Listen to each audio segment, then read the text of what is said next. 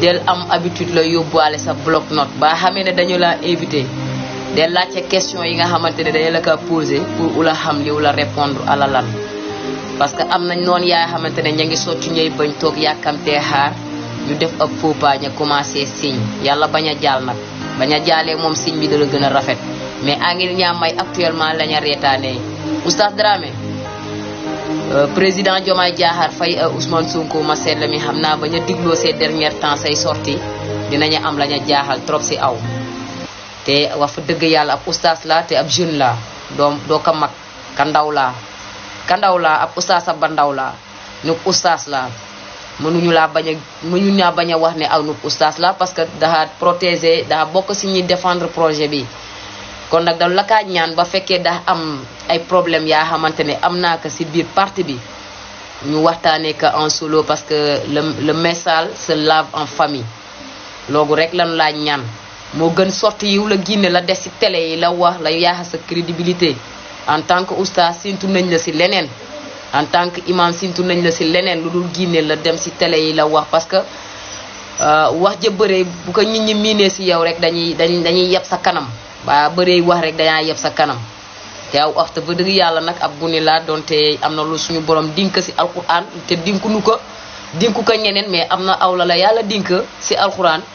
u jëfle loolu wane ka niw meloon u mel ka te bañ a dugg si ay détails yaa xamante ne dalaa tardel moo gën u la ginnee la wax du n'importe quoi parce que ces derniers temps say sorti yow la des si télé il xamul ala sorti lan en vrai dire a ngi commencé di ñu décevoir te in loolu sentu nu ko si aw donc sentu nañ si aw leneen laa xamante ne moo ëpp crédibilité que lii la di def nii xaw ma kalaa conseillé ces derniers temps mais conseil yi mu laa jox dara baaxu si donc wax ji ba jubee du si man ci yàlla la ba ma juumee nag jàppal ne ala man kër a bës mais en tant que oustaz en tant que suñu oustaz en tant que les jeunes patriotes de Pastef parce que si nun laa bokk ab jeune laa de doo ko mag de kan ndaw laal donc bala ginneti rek dañu la ko ñaan si jëmmi Seydina Muhammad sallallahu alayhi wa sallam xamal liw la ginne alalan parce que noonu yi ña ngee toog di la reete say noonu bëri nañu comme niñ ko amee ñun si parti gi ngir ngeneen parti bi nga xamante ne ñoom bi ñaa dem yóbbu ñabal ñoom ñoo la ñub noonu daf bëri donc oustaz waaw noonu yi bëri nañu te bu ñamay lañ ñaar reetaan net parce que instant dañu nekk si segg di defar jubanti jubalee kon te jubalee rataxaleel ñoo xam ne ñoo bokk ndey bokk bàyyi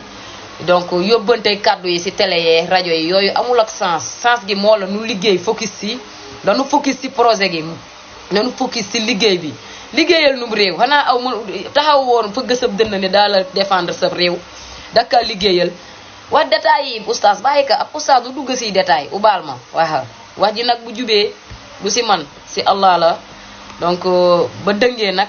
ala man si jëmm ji kër ba si lébu maa ngi jéggul one love oustaz respect dal nag dal oustaz ab dal àndal